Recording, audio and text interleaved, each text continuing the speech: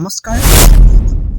আজি 17 জুলাই 2024 তাৰিখৰ অসমৰ তিনিটা অতি গুৰুত্বপূৰ্ণ আৰু ডাঙৰ খবৰলৈ আপোনালোকৰ ওচৰলৈ আহিছোঁ। আজি এই বিশেষ আলোচনাত আমি কথা পাতিম চৰকাৰী কৰ্মচাৰীসকলৰ বাবে অহা নতুন নিয়ম, আমাৰ অংগনবাদী বাইদেউসকলৰ বাবে অহা ডাঙৰ আপডেট আৰু ইয়াৰ লগতে আমাৰ সীমান্তৱৰ্তী অঞ্চলৰ নিৰাপত্তা আৰু মাৰ কামাখ্যা দেৱালৰ এক গুৰুত্বপূৰ্ণ বিষয়ৰ ওপৰত।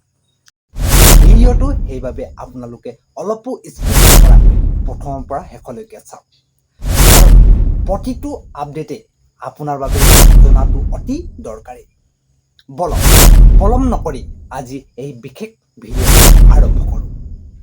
বন্ধুসকল, প্ৰথমটো ডাঙৰ খবৰ আহিছে অসম চৰকাৰী কৰ্মচাৰীসকলৰ বাবে। অসম চৰকাৰে কৰ্মচাৰীসকলৰ সেৱা নিয়মাৱলী কিছুমান গুৰুত্বপূৰ্ণ সাল সলনি আৰু নতুন নিৰ্দেশনা জাৰি কৰিছে। বহুবিবাহ বিৰোধী নিয়মাৱলী।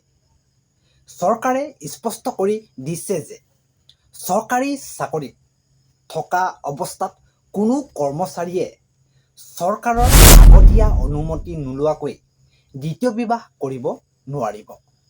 যদি কোনোবাই এই নিয়ম উলংঘা কৰে তেন্তে তেওঁলোকক চাকৰিৰ পৰা বৰ্খাস্ত পৰ্যন্ত কৰা হ'ব পাৰে। পিতৃকালীন ছুটি। পৰিয়ালৰ দায়িত্ব ল'বলৈ পুৰুষ কৰ্মচাৰীসকলৰ বাবে চৰকাৰে 2 সপ্তাহ পিতৃত্বকালীন ছুটি নিয়ম আনিছে। ইয়াৰ লগতে মহিলা কৰ্মচাৰীসকলৰ বাবেও মাতৃত্বকালীন ছুটি সুবিধাৰ চৰকাৰী নিগম আৰু PSU-বোৰতো সমানভাৱে প্ৰয়োগ কৰা হ'ব। মৰ্গীয়া বানাছ অৰ্থাৎ DA বৃদ্ধি খবৰলৈ এতিয়া আমি আলোচনা কৰোঁ। কেবিনেটৰ সিদ্ধান্ত মৰ্মে চৰকাৰী কৰ্মচাৰী আৰু পেঞ্চনাৰসকলৰ বাবে মৰ্গীয়া বানাছ বৃদ্ধি প্ৰক্ৰিয়া গ্ৰেপ্টেক কৰা হৈছে, যাৰ দ্বাৰা প্ৰায় 8 লাখ কৰ্মচাৰী উপকৃত হ'ব। বদলীকৰণ নীতি। প্ৰশাসনিক কাম-কাজত অধিক স্বচ্ছতা আনিবলৈ চৰকাৰে বদলীকৰণ প্ৰক্ৰিয়া সম্পূৰ্ণ অনলাইন আৰু মেৰিটৰ ওপৰত ভিত্তি কৰি কৰাৰ বাবে নতুন গাইডলাইন কৰিছে। এতিয়া আহিছোঁ আমাৰ দ্বিতীয়টো গুৰুত্বপূৰ্ণ খবৰলৈ, যিটো জড়িত হৈ আছে আমাৰ অংগনবাদী কৰ্মী আৰু সহায়িকাৰ বাইদেউসকলৰ সৈতে। আৰ্থিক অনুদান আৰু সাহায্য। অসম চৰকাৰৰ ফালৰ পৰা ৰাজ্যৰ হাজাৰ হাজাৰ অংগনবাদী কেন্দ্ৰৰ আন্তঃগাঁথনি উন্নত কৰিবলৈ আৰু কৰ্মীসকলৰ কল্যাণৰ বাবে নতুন বিত্তীয় পেকেজৰ ব্যৱস্থা কৰা হৈছে। জিলাভিত্তিক নিযুক্তি প্ৰক্ৰিয়া। ICDS-ৰ অধীনত থকা খালী পদসমূহ পূৰণ কৰিবলৈ জিলা সমাজ কল্যাণ বিভাগ চৰকাৰে কঠোৰ নিৰ্দেশ দিছে। অতি সোনকালে নতুন পেনেল লিষ্ট আৰু মেৰিট লিষ্ট প্ৰকাশ পাব। মাননি আৰু ভাত্তাৰ বৃদ্ধিৰ দাবী। বিভিন্ন ট্ৰেড ইউনিয়ন আৰু কৰ্মী সংস্থাসমূহে অংগনবাদী কৰ্মীসকলৰ মাহিলী মাননি আৰু মৌলিক ভাত্তা বৃদ্ধি কৰিবলৈ চৰকাৰৰ ওচৰত দাবী জনাই আহিছে আৰু চৰকাৰেও এই সন্দৰ্ভত ইতিবাচক সিদ্ধান্ত গ্ৰহণ কৰিব বুলি জানিব পৰা গৈছে। আমাৰ তৃতীয় তথা অন্তিমটো ভাগত আমি দুটা গুৰুত্বপূৰ্ণ খবৰ একেলগে আলোচনা কৰিম।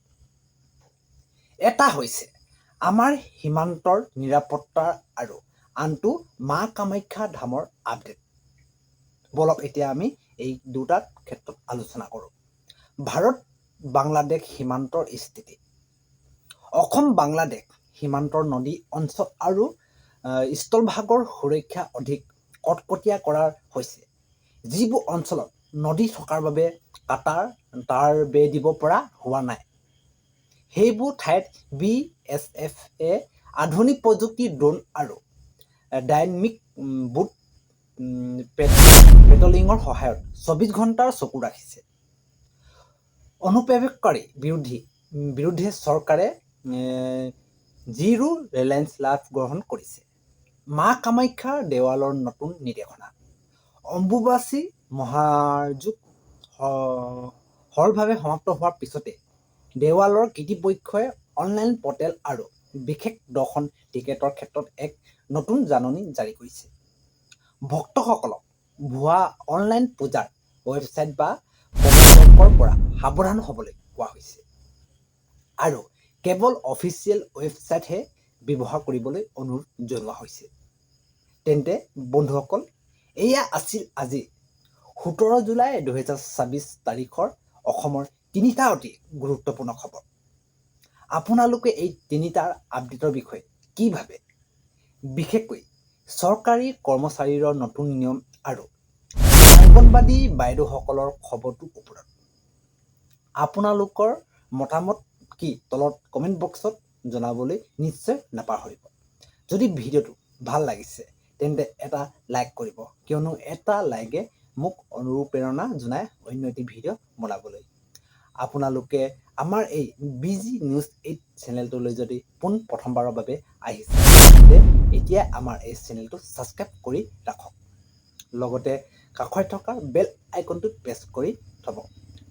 আকৌবাৰ আপোনালোকক কৈছোঁ, যদিহে ভিডিঅ'টো আপোনালোকৰ বাবে তথ্যপূৰ্ণ বা সহায়ক হ'ল বা আপোনালোকে কিবা এটা হ'লেও এই ভিডিঅ'টোৰ পৰা ইনফৰ্মেশ্যন পালে তেন্তে আমাৰ এই চেনেলটো ছাবস্ক্ৰাইব কৰি লগতে কাষত থকা বেল আইকনটো প্ৰেছ কৰি ৰাখক, কিয়নো এনেধৰণৰ গুৰুত্বপূৰ্ণ ভিডিঅ'সমূহ মই আপোনালোকলৈ নিতৌ লৈ আহোঁ।